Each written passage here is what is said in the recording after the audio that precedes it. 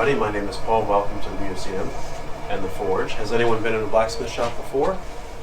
Excellent. Any place local? No? Have you been here? You look familiar, right? Well, I don't know if you've ever seen this before, but this is a coal forge. This is bituminous coal. This is what I use to heat the metal up. It arrives in this sort of lump form, right? Once it heats up a little bit, it turns into something we call coke. And after that, the ash, or the result of burnt coal, is called clinker, which I'll show you a piece later on. Now, over here I have a rheostat. It controls my fan. You can hear the fan accelerate. This little rod is connected to a gate-like device underneath the firebox that opens and allows, or closes and restricts the flow of air up through the coals. Okay? More heat, more air usually means more heat, and that's what we need to get the metal hot. Now, to handle hot metal, I use these things called tongs. Okay? Tongs are sized to the work. These tongs fit material like this, 1/4 inch round bar, or maybe as big as 3/8. I put it in here. What I'm going to demonstrate is something I call a 2-heat coathook. 2 heats means I put it in the fire 2 times. That's the first time. Everybody's counting, right? Okay, that's 1. So I put it in 2 times. First heat, I'll bring it over here to the anvil. I'll flatten out an end and make a curl. So blacksmiths like to talk and brag sometimes about just how fast they can work. And the way that we measure how fast we are is the number of heats. Okay? So this piece of metal, if you're interested to know, was part of a stall gate. Okay? And it had been kicked hundreds and hundreds of times and was bent all out of shape, which is a fun expression, isn't it? Bent out of shape. We get that from blacksmithing. Anyway, the stall gate had nothing more to give except for its parts. Here we go. Take it right here to the anvil. I flatten out an end. I make a little curl towards myself, away, back towards myself, and that's the first half of the hook. All right, you can see I'm using the tongs to hold the hot metal. Does anybody think this is safe to touch right here in the gray part? Nobody thinks that, right? What happens if I touch it? It'll burn you. It'll burn my gloves. Anyway, put it back in the fire the other way around to heat up the top to make the mounting point. Now, these little hooks are functional, sort of decorative. They're practical items that any blacksmith would have been making at a shop like this years ago. Now, since the other side was already hot, this doesn't take very long. Sometimes people say, oh, how do you know it's ready? By the color. This is probably ready, but I like to work it pretty hot. Okay, bring it over here. First thing I do is flatten out an end. Oh, I had a strike there. Now I'm turning the hammer around. I'm going to use the other end of the hammer to make dimples here at the top of the mounting point.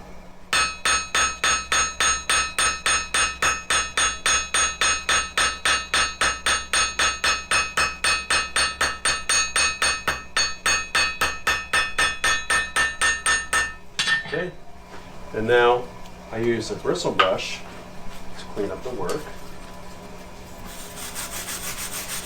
Now you can't tell what I'm doing here, but I want to keep the metal off the surface of the anvil as much as I can because I want it to stay hot. Okay? At the same time, I'm removing as much of the scaly surface as I can because I want this hook to look nice.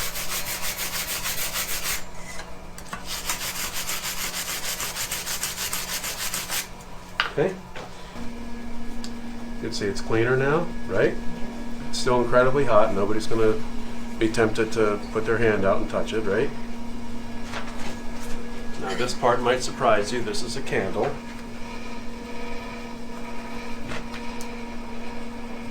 I'm melting the wax on the hook The wax will provide a protection against rust. Okay. It brings out a little bit of the black color of the metal underneath. Now this metal, we don't really know what it is. I call it mystery metal. It didn't come with a pedigree. This was used metal, so we're not really sure. But I can tell it's just mild steel. All right. We can work with any malleable metal, but most of us work with steel. We don't get an opportunity to work with wrought iron. Wrought iron hasn't been made for more than 100 years, and it's pretty hard to come by. Anyway, the next step is to get a little rag, wipe off the excess wax. I'll dip it real quick. Okay, so now that it's been dipped, it's safe to touch. I'm going to drill a hole through the top of the mounting point using this drill press. Okay, so what I'll do is I line up the drill bit with a dimple that's right there in the middle, and I lower the drill bit down to the surface of the hook. Throw this lever.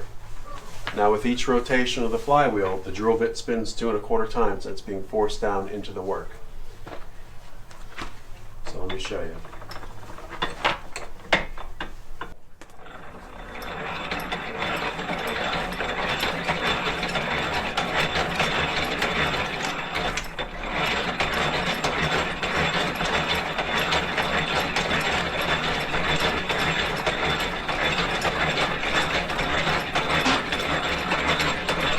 See the shavings starting to erupt off the end of the drill bit.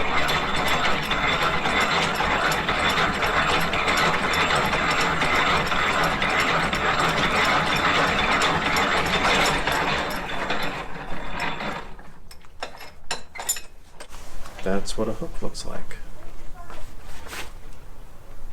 Sometimes it ends up with a little burr over here. So I'll just hit it with a hammer.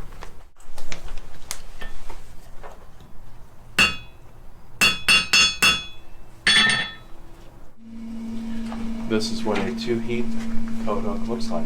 Real quick. Okay. Does anybody have any questions? Yes? What kind of items did blacksmiths make? Anything that would have been made out of metal.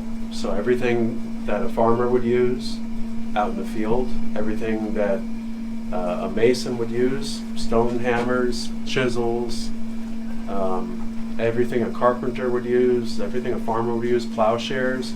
Have you ever heard of John Deere? The company John Deere? Well, John Deere is probably the world's most famous blacksmith, right? Because originally the John Deere company made plows. The other thing is,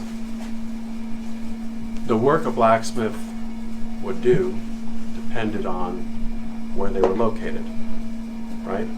If we were in Nantucket, right, years ago, I probably would have been making things that a whaling ship would have needed. If we were in Iowa, I'd probably be making more things that have to do with agriculture and farming, cultivating fields.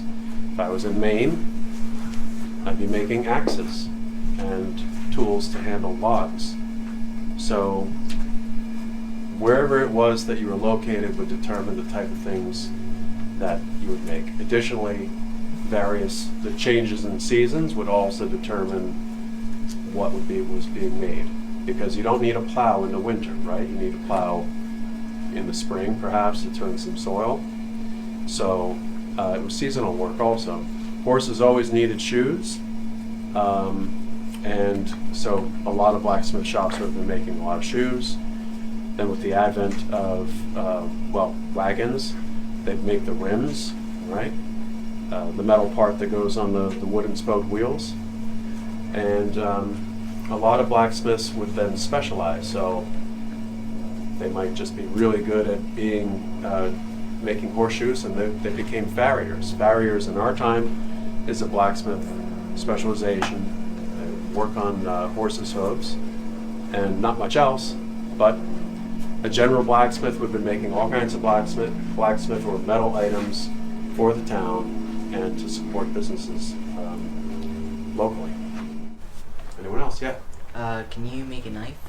I can make knives. I was more interested in making knives when I first started. That's kind of I don't want to speak for all the blacksmiths in the world, but that's the path for many of us. You know, the first thing you make is probably a hook, and maybe the second thing you make might be an S hook. And then after that, you're probably going to want to start making knives. Yes? When did you first learn to be a blacksmith? Well, I think I'm still learning, but I've been doing this for about 12 years. I learned right here, but my background was welding. And modern welding is the great-great-grandchild of this work, okay? Because they still needed a way to connect metals. And they would do it in what's known as a forge weld, and that's taking two pieces of similar metal, adding a flux, joining them together and hitting them with a hammer until they've fused. Okay? So modern welding, whether it's electric, friction, gas, or any other number of different methods, it achieves the same thing. It joins pieces of metal. More sophisticated, we can join dissimilar types of pieces of metal now, which they would have definitely struggled with in the past. But anyway, that's how I got started. I took a course in welding at a night school, and then I started working for the now director of the museum, and at a certain point he offered me the job of blacksmith, which made a lot of sense. So, but I also watch a lot of YouTube videos. I have a stack of books this high, and I used to attend different blacksmith group meetings here in New Jersey. So there's a lot of ways to learn how to do this if you're interested.